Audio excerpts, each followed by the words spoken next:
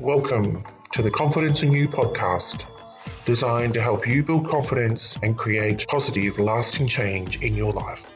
And here's your host, Helen Luxford. Hi, and welcome back to the podcast where we dive into the journey of self-discovery, exploring personal growth, and connecting in with your confidence. And thanks for being here. After taking a break for a bit, I'm back, and today I have exciting news. I'm kicking off a short series of episodes within this podcast called Empowerment Essentials, a series focusing on self-discovery. And it will consist of 6 episodes over the next 6 weeks. And today is episode 1 of 6, which focuses on rediscovering self and gaining a clarity. This is a topic that I'm deeply passionate about and one that I've found to be at the heart of every woman's transformational journey, that of self-discovery and clarity. So make sure you stay till the end because there's some golden tips coming your way today. In our fast-paced world, it's easy to lose touch with who we truly are. Many of us find ourselves running on autopilot, meeting everyone else's expectations but our own. Today we'll discuss why self-discovery is crucial and share practical tips to gain clarity in your life. So grab a cuppa, find a comfortable spot, and let's begin this enlightening journey together. Module 1 of Reclaim Your Radiance, the importance of self-discovery. Let's start by understanding why self-discovery is so important. In my years of coaching, I've noticed a common thread. Many successful women feel disconnected from their true selves. A lot of them have achieved external success but feel like there's something missing and they're not sure what, or they may feel empty inside altogether. Self-discovery is the process of peeling back the layers of societal expectations, past experiences, and our limiting beliefs to uncover your authentic self. It's about understanding you by allowing yourself to connect with you, with your values, your passions, and bringing more of what truly brings you joy into your life. When you embark on this journey, you start to make decisions aligned with you and what's important to you. And when you accept yourself and identify what's important for you, you become aligned. And this alignment brings a sense of purpose and fulfillment that no external achievement can match. It can happen. And when it does, it is truly amazing. But it takes focus and you doing the work on yourself for yourself to connect with yourself. It's the difference between living a life that looks good on paper that others may look at and go, ooh, she's got it all, and one that really feels good in your heart. Remember, self-discovery is not a destination, but a lifelong journey. We're always constantly changing and evolving. And it's about continually exploring and evolving as you grow and you change. Now you might be wondering, do I need to focus on self-discovery? Well, I believe we all need to focus on it and that we learn something new every day. And those days that you learn something new about yourself, you unlock and connect with something about your inner self. They're just so wonderful. So let's cut to the chase. Let's check in and see if you can get an idea of where you're at. Here's some tips to help you see if there are any signs that you need clarity in any areas. These questions are going to indicate if you could benefit from gaining more clarity in areas. 1. Do you often feel restless or unfulfilled even when things are going well? There's a niggle there, but you just can't put your finger on it. 2. You struggle to make decisions or always second guess yourself. Logically, you might know that you're the subject matter expert or you've got all the information to make the best decision, but there's something inside you that makes you self-doubt. 3.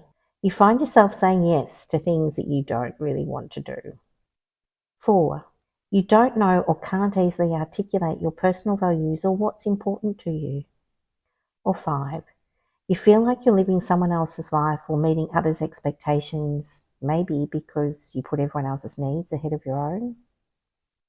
If any of these resonate with you, don't worry, you're not alone. A lot of us have been there. And the good news is it's never too late to start your journey. And right now I'm going to share 7 magnificent tips. And some of these will resonate strongly with you and others not so much. And that's okay. What I invite you to do today is choose one, just one of the 7, and commit to doing it for 7 days. And you'll notice just how different you feel after only 7 days of doing one thing for yourself each day. Are you ready? Let's go. Let's dive into some practical steps that you can take to kickstart your self-discovery journey and gain clarity. Number 1, Journaling. Set aside time each day to write freely. It can be as little as 5 minutes or as long as you like. But when you decide to do journaling, create the time and space to do it. Journaling is an amazing thing when you allow yourself to let go and just write, just let it come out. It can help you process your thoughts and emotions, and it can help uncover patterns and insights about yourself. Or it can just help you vent and get emotions out instead of keeping them bottled up. Number 2, meditation or mindfulness. Slowing your mind is extremely beneficial, and a great way to do it is by practicing mindfulness or meditation. If this is new to you, I suggest you start with a 1 to 5 minute mindful meditation and do that every day, at least once a day, if not more, for 7 days and build up from there. You can find heaps of really short mindful meditations on YouTube, even on my YouTube channel if you want to go check them out. Regular practice can help you become more aware of your thoughts and feelings and allowing you to observe them without judgment. And the best thing about a short mindful meditation is you slow your mind and you can calm yourself. So I encourage you to practice 1 to 5 minute mindful meditations if you're new. If you're already experienced at doing it, stretch them a little bit longer than what you're currently doing and notice the benefits of slowing your mind and calming your body. Number 3, try new experiences. Now, some of you will be thinking, yeah, new experiences, and others will be going, oh, I don't know about that. But we grow and learn by stepping out of our comfort zone. And although for some this can be nerve-wracking and you may feel fearful, but it's still okay to do something, but do something small. So if you're feeling a little trepidation about this, start really small. Do something new or different that is just a little bit of a stretch. So you might go to a new place for coffee. You might just sit in a different spot at your favourite coffee cafe. And notice what you see differently when you do that. Or you may just order something completely new and different from the menu. I mean, how do you know if you like a Nutella cronut if you've never had one? And if you're a daredevil, go do something you've always wanted to do. Give a new activity or a hobby a go, or travel to new places. Plan something and do it. Because doing new things and experiencing new things can allow you to uncover new sensations and help you reveal aspects of yourself you never knew existed. Number 4, reflect on your past. Now, we often forge through life always looking forward to the future, to the next thing, to get something finished, and we forget to look back at where we've come from. Often I say to clients, where are you going? And they have a goal, so we call that the top of the mountain, and that's what they're focused on. And then I ask them, how far up the mountain are you? And they'll tell me their progress towards their goal, and that's great. And then I ask them, now stop and look back down and see how far you've come. And that's the moment they realize that they have worked hard, done great things, and have progressed, normally a lot more than they realized. Because when we stop and we look back down at the base of the mountain and we realize just how far up that mountain we are, whether that's just in life or whether that's towards a specific goal, it's amazing. We often forget about our life's experiences that have gotten us to where we are today and the strength of character that we have gained through all of those experiences. So I encourage you right now to stop and have a think on just these 2 questions. What moments in your life have brought you the most joy? And the next question is, what challenges in your life have taught you the most? Because it's in challenging times that we learn about ourselves the most. And I want you to reflect on your answers to these 2 questions. And I really encourage you to see the valuable insights that they provide. Because what does bring you joy? And are you doing enough of that? Is there somehow you can bring more of that into your life? And what have you learnt from past challenges that has helped you recently to avoid the same or a similar issue? Number 5, seek feedback. Sometimes we can't see or acknowledge our own strengths. So ask a trusted friend or family member what they see as your strengths and values. Sometimes others can see things in us that we can't see in ourselves. And when people are giving you feedback, it's their feedback. Just notice when they're saying things to you. What are you saying to yourself?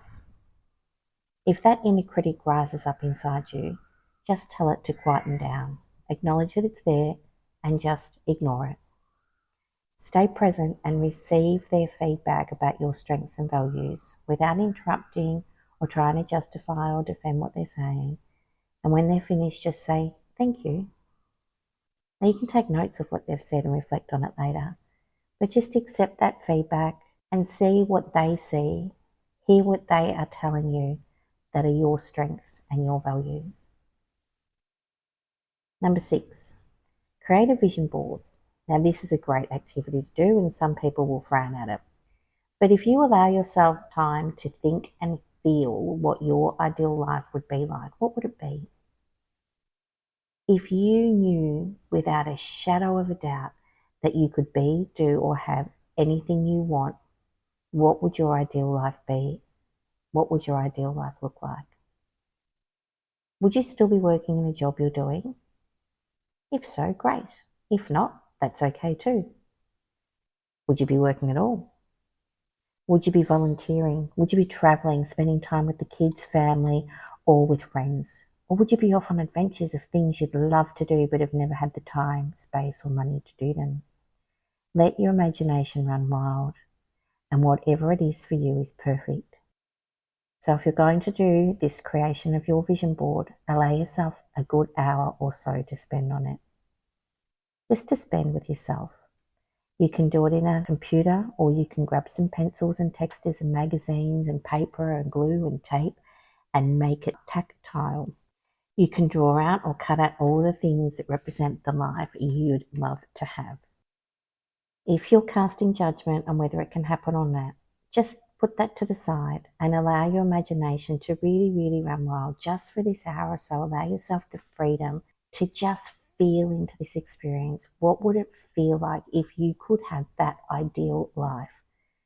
If money were no object, if time were no object, if space was no object, if you could be, do, or have any creation of the life that you think you'd like, what would that look like for you? And create an image for yourself on either a piece of paper or on your phone or laptop and visualize it. If you can't visualize it, that's okay. Write it down. Write down what you want or draw yourself a picture. It doesn't matter how you create your vision board, just make it right for you. This exercise can help you clarify your aspirations and values and identify what is important to you and what you would like to achieve in the future. Number 7, and last but definitely not least, this is a big one. Practice self-compassion. Yep, we often forget about ourselves. We push on and we do all the things and we are not kind to ourselves. So I encourage you to be kind to yourself throughout the process of life, throughout your journey, throughout your ups and downs. Just give yourself some compassion and self-care, because this self-discovery journey can bring up a lot of emotions. So treat yourself with the same compassion you'd offer a good friend or your closest loved one. How would you respond to them if they were feeling the emotions rising up that you may experience? Be compassionate with yourself and allow yourself to feel, to dream, to discover, and to create small changes one step at a time. And that's the 7 tips for today. Remember, these are tools to aid your journey. There's no one-size-fits-all approach to self-discovery. I encourage you to choose one, just one, and do it for 7 days and really notice the difference you feel after 7 days. And then you might go back and experiment with different methods and see what resonates with you. And if you'd like some help finding your clarity, book in for a free 30-minute consult on my website. You can choose a time that suits you. And until next time, remember to let your light shine, and I'll see you then. Bye for now. As you embark on this journey, you might encounter some obstacles. Fear of change, self-doubt, or resistance from others are common challenges. Remember, it's okay to feel uncomfortable. Growth often happens outside of our comfort zones. If you find yourself struggling, consider seeking support. This could be through a coach, a supportive group of like-minded women, a friend, a colleague, someone that you trust. Sometimes having an objective person can help you navigate through the fog and gain clarity, because the benefits of self-discovery and clarity are profound. When you understand yourself better, you make decisions that align with your values and aspirations. And this leads to greater confidence, improved relationships, and a sense of purpose and fulfillment. Gaining clarity around what's important for you allows you to set meaningful goals and pursue them with passion. It helps you prioritize what's truly important, reducing stress and increasing overall satisfaction. And as we wrap up today's episode, I want to encourage you to take that first step towards self-discovery. Start with one of the practices we've discussed today, because self-discovery is a journey, not a destination. And remember to be patient with yourself and enjoy the process of uncovering the amazing woman that you truly are. In our next episode, we'll be discussing how to build unshakable confidence. Until then, keep exploring, keep growing, and keep empowering yourself. And as you do, remember, these tools are an aid on your journey. There's no one-size-fits-all approach. Experiment with different methods and see what resonates with you. And if you'd like some help finding your clarity, booking for a free 30-minute consult on my website, the link is below. And if you enjoyed any aspect of the episode today, I'd love that you share it with family and friends. And until next time, remember to let your light shine.